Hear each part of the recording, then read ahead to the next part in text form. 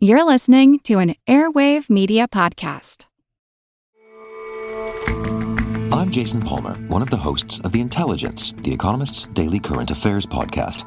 The Economist's award-winning shows make sense of what matters, from our special series on China's president to our weekly podcasts on business, technology, and American politics. Our journalists provide fair, in-depth reporting on the events shaping the world. To get the annual plan for less than $2.50 per month, search for Economist Podcasts Plus to start listening today. New year, new credit scores. Chime makes it easier to build credit by using your own money to make on-time payments with a secured Chime Credit Builder Visa credit card. Use it everywhere Visa credit cards are accepted. To apply, just open a Chime checking account with a qualifying direct deposit. There's no annual fee or credit check required when applying. Get started at chime.com/build. That's chime.com/build. The Chime Credit Builder Visa credit card is issued by the Bancorp Bank N.A. or Stride Bank N.A. members FDIC. Late payment may negatively impact your credit score. Results may vary.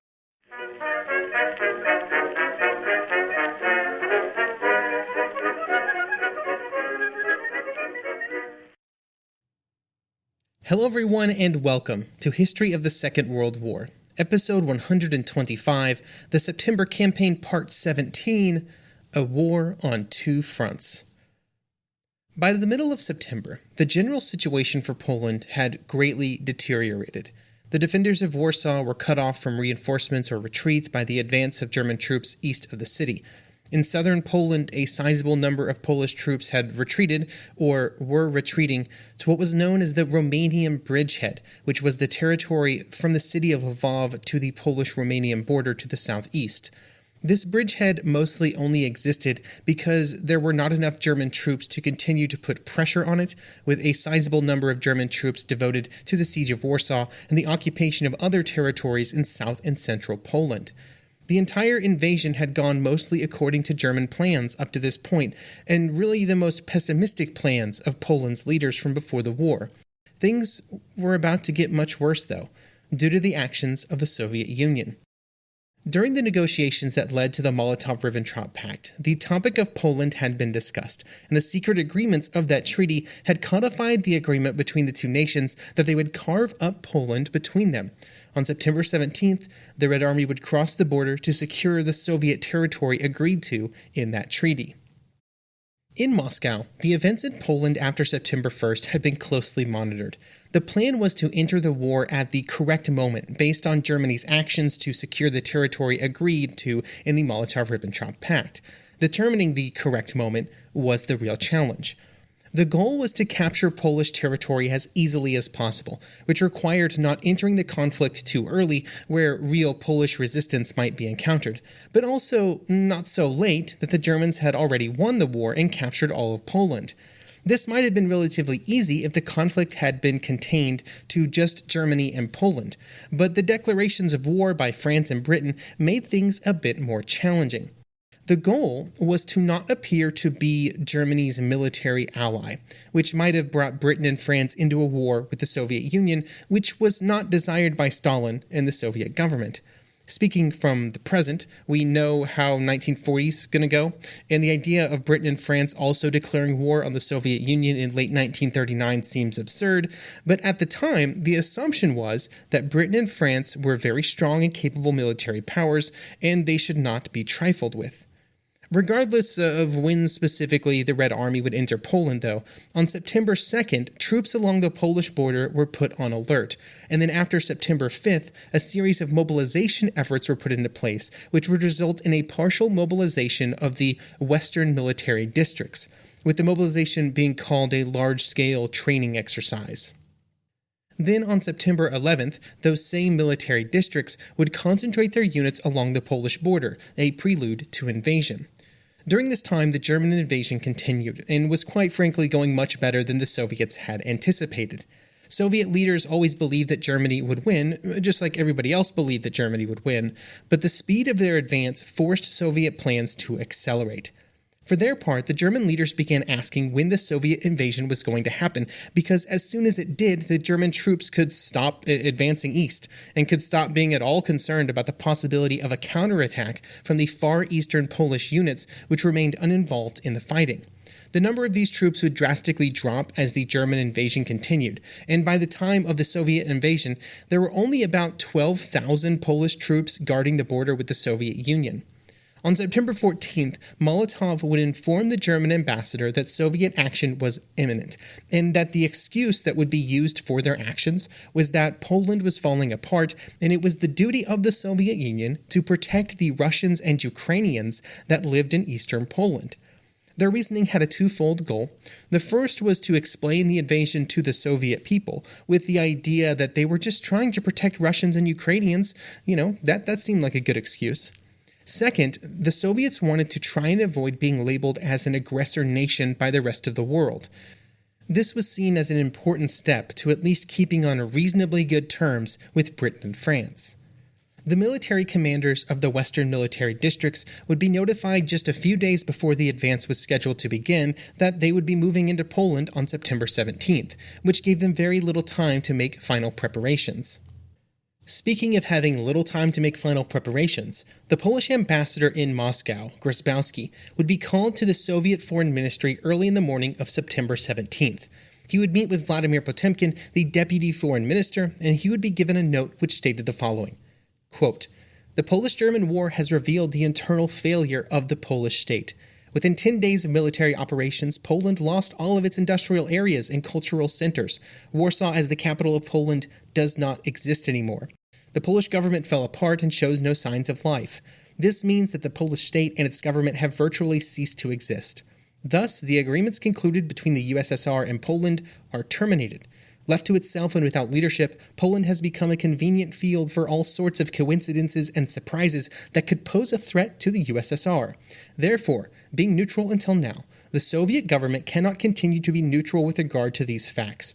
The Soviet Union also cannot be indifferent to the fact that Ukrainians and Belarusians living in Poland, abandoned to their fate, are left defenseless. In view of this situation, the Soviet government has ordered the High Command of the Red Army to order its troops to cross the border and take under their protection the lives and properties of the population of Western Ukraine and Western Belarus. At the same time, the Soviet government intends to take all measures to rescue the Polish people from the ill-fated war, where it was plunged by its unwise leaders, and gave them the opportunity to lead a peaceful life." End quote. This note was obviously shocking. Grabowski refused to accept it at all, and refused to acknowledge the core conceit of the note, which stated that the Polish state no longer existed. However, there was not any real action that he could take against what the Soviets were doing, and so he left, and immediately went back to the Polish embassy to inform the foreign ministry back in Poland what was happening. Potemkin would then have a messenger take the note directly to the Polish embassy, delivering it due to Grabowski's refusal to take it with him. In the hours that followed, Soviet forces on the border would begin their invasion. At a high level, the invasion had two purposes. The first was to advance to and capture the most important population centers in eastern Poland, Vilno, Grodno, Brest, and Lvov. The second purpose was to simply advance along a broad front, roughly to Grodno in the north, Brest on the Bug River in the center, and Lvov in the south, as the rough areas where the Molotov-Ribbentrop Pact had specified were kind of the limits of what would be Soviet territory. At a high level, this was all very reasonable and rational, while at the detail level, there was generally a whole lot of chaos. The Red Army pushing west was under the command of General Kovalev and his Belarusian front, and General Timoshenko and his Ukrainian front. In totality, there was around 500,000 combat troops in these two formations, dwarfing the number of Polish defenders in eastern Poland, which were under 20,000 generously. The Polish forces in the areas being invaded by the Red Army also had no real understanding of what was happening. There had not been a public declaration of war or any information sent to them warning of the impending Soviet actions. This meant that all along the front, the general reaction of the Polish border guards was a belief that the Soviets were actually coming to help them in their fight against Germany. This was not an unreasonable assumption. There had been countless discussions among nations during the interwar period trying to make a Soviet-Polish agreement work that would allow the Red Army to move through Poland to attack Germany if it was required. The Poles had always denied such requests, specifically because they feared the Soviet Union would do, well, exactly what was happening on September 17, 1939. Now, all of this resulted in a lot of instances where Polish officers would meet with their Soviet counterparts believing that they were going to be greeting them and arranging cooperation, only to be told that their troops had to disarm immediately and they would be surrendering to soldiers of the Red Army. The idea that the Red Army was coming to the aid of Poland would be actively spread by the Red Army itself, using it as a smokescreen for their true intentions to kind of take advantage of the confusion that was happening around them. Later in the day, a message would be sent to all Polish units in eastern Poland to let them know what was happening, that the Soviets were invading and that they should endeavor to resist. But by that point, it was too late for the regions closest to the border. Polish leaders who had evacuated to the Romanian bridgehead over the previous week were just as shocked as everybody else when news of the impending and then active Soviet invasion arrived. For the Polish military, what had been an impossible situation somehow got worse. I mean, there weren't really any real options on how to react to what was happening. And so Polish High Command gave the order that all Polish troops in eastern Poland should do their best to resist the Soviet attack before retreating south to the Romanian bridgehead. In any case, that order wasn't often followed, or sometimes wasn't followed. First of all, because it was impossible for a lot of troops, especially those in northern Poland, but also because for some officers, they simply refused to abandon so much of Poland to the Soviets, which were the enemy of modern Poland for its entire existence. Remember, they had marched on Warsaw in 1920. They were the most recent invaders of Polish territory up until the German invasions of 1939. Along the front, this resulted in some real resistance to the Soviet advance, including around the Polish city of Sarny in what was known as the Sarny Fortified Zone. This had been created before the war and contained over 200 concrete bunkers to be used by Polish defenders. And this meant that what the Red Army troops of the 60th Division found was not a feeble resistance, but instead a determined and well-prepared response. On the night of September 18th, they would make their attack, and it would not go well.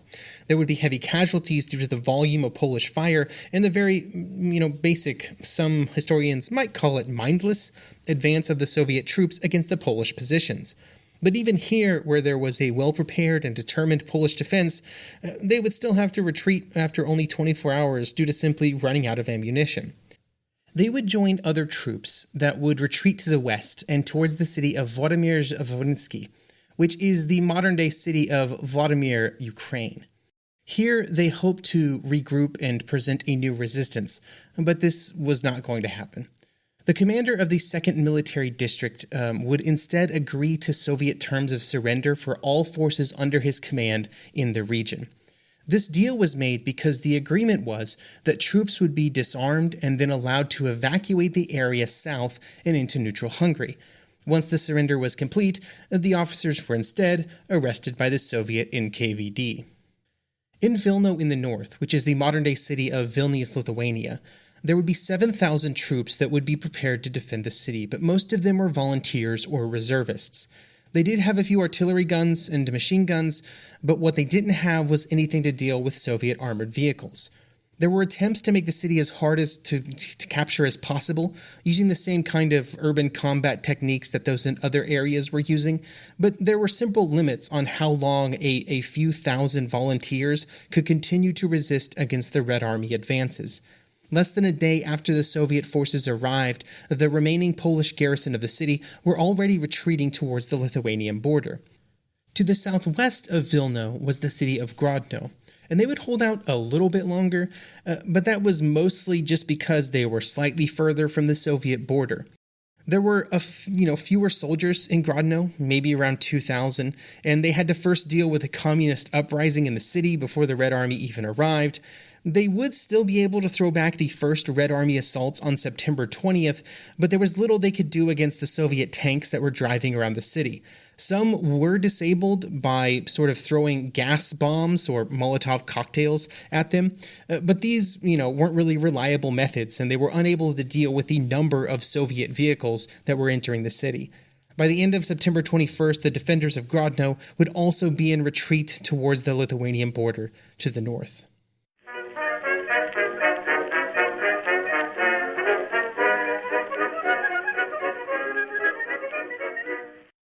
The new year is the perfect time to start building credit scores. Because when your credit scores increase, your opportunities do too. like loan approvals and lower interest rates. Chime makes it easier to keep building your credit with a secured Chime Credit Builder Visa credit card. You can use Credit Builder everywhere Visa credit cards are accepted. Chime helps you build your credit score safely by using your own money to make everyday purchases and on-time payments. To apply, just open a Chime checking account with a $200 qualifying direct deposit. And don't stress, there's no annual fee or credit check required to apply and get started. Start building your credit history and finding new opportunities with the secured Chime Credit Builder Visa credit card. Get started today at chime.com/build. That's chime.com/build. The Chime Credit Builder Visa credit card is issued by the Bancorp Bank N.A. or Stride Bank N.A. members FDIC. Late payment may negatively impact your credit score. Results may vary. Some of us love history. Others used to or never did because history was presented as nothing but the rote memorization of names, dates, and facts. Basically, the story got left out, and that made history kind of suck. My name is Greg Jackson. I'm a university professor with a PhD in history, and bringing history to life is my passion. That's why I created my podcast, History That Doesn't Suck. I want to teach you everything you need to know about U.S. history, but I do so through stories.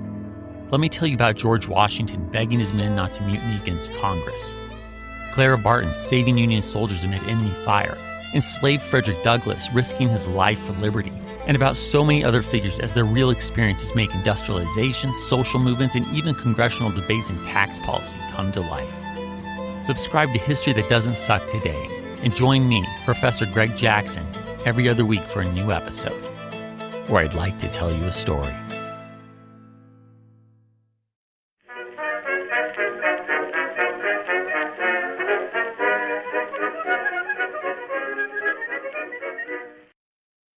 Throughout Poland during this time, there was a wide variety of experiences of those in Poland, as varied as there were a number of people in Poland at the time of the invasion.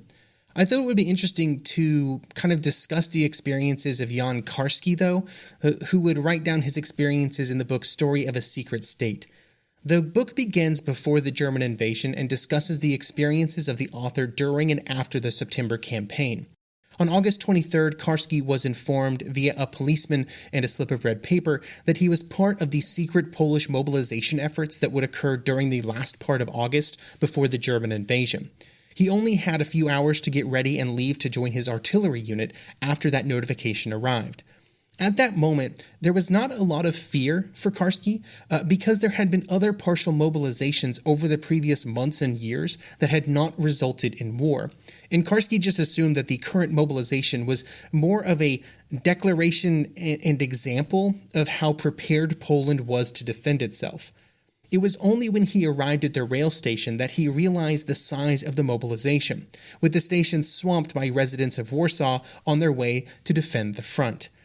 Once Karski and the other soldiers reached their mobilization destination, Karski explains what it was like in the officers' club, with Karski being a second lieutenant. Quote, "It is difficult to explain why, but in the evenings at the club, by almost mutual consent, we tended to shy off any political topic that seemed likely to prove either too controversial or too weighty.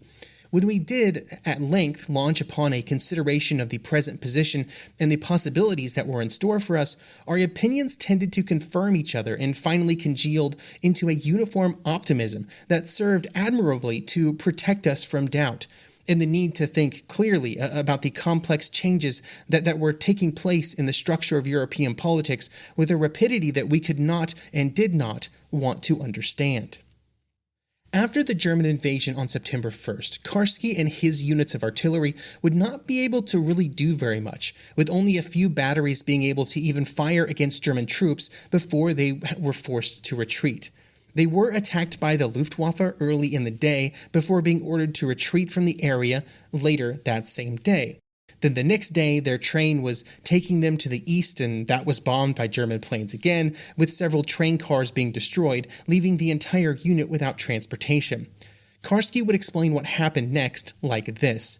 Quote, The survivors left the wreckage of the train and, without bothering to organize or form ranks, proceeded on foot in the easterly direction.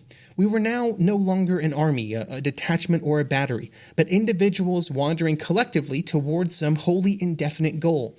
We found the highways jammed with hundreds of thousands of refugees, soldiers looking for their commands, and others just drifting with the tide. This mass of humanity continued to slowly move eastward for 2 weeks." End quote. As they continued moving east, they would move through areas that had already been visited by German bombers, while also hearing scraps of news about places in Poland falling to the German advance. In several instances, German ground attack aircraft would also strafe the retreating Polish columns, and this would continue until September 18th, at which point Karski approached the outskirts of Tarnopol in eastern Poland. News arrived that the Soviets had crossed the border, in the form of a messenger that was delivering the news up and down the column of retreating troops. Not long after Soviet forces appeared and blocked their path, a Polish officer would go talk to them, and the message that he brought back with him was confirmation of the Soviet invasion. And the message delivered would be, quote, "The Soviet army crossed the frontier to join us in the struggle against the Germans, the deadly enemy of the Slavs and of the entire human race. We cannot wait for orders from Polish High Command. There is no longer a Polish High Command nor a Polish government. We must unite with the Soviet forces. Commander Ploskov demands that we join his detachment immediately after surrendering our arms. These will be returned to us later. I inform all officers within hearing of these facts and order all non-commissioned officers and soldiers to comply with the request of General Ploskov. Death to Germany, long live Poland and the Soviet Union." This is a fantastic example of the Soviets using the confusing situation to get the Poles to surrender and to give up their arms and then to never give them back. In this case, the soldiers were told to surrender whatever weapons they still possessed, and then Karski and all those that were with him were prisoners of the Soviet army. Karski would later be prisoner exchanged with the Germans after the Polish surrender due to his home area being in Łódź, which was in the German area of occupation.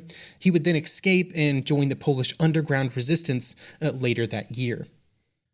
When the Soviets invaded, the German forces still continued to push forward with their attacks, even into areas that were going to be handed over to the Soviet Union.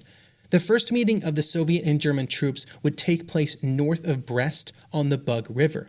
Now, the demarcation line specified in the Molotov-Ribbentrop Agreement was the Bug, and the Germans here were on the eastern side, which was going to be Soviet territory, and so they agreed to retreat to the western side of the river. But before that occurred, General Guderian and the Soviet officers agreed to join each other in a military parade through Brest. This event is even more interesting when you consider that it was in Brest that the Germans and Russians signed the Brest-Litovsk Agreement that ended the First World War on the Eastern Front, and the capture of the city would be an important objective on the first day of Operation Barbarossa in 1941. But regardless of future or I guess past events as well, at that moment, the Germans and Russians were united in victory over a common enemy. There was another major concern after September 22nd, and this was kind of a concern that was generated by the fact that pretty much every major Polish city outside of Warsaw was in German or Soviet hands. And so it was really time for both sides to finalize the negotiations that had started with the Molotov-Ribbentrop Pact.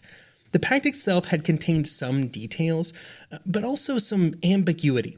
The best example being leaving the future of Poland up for later discussions.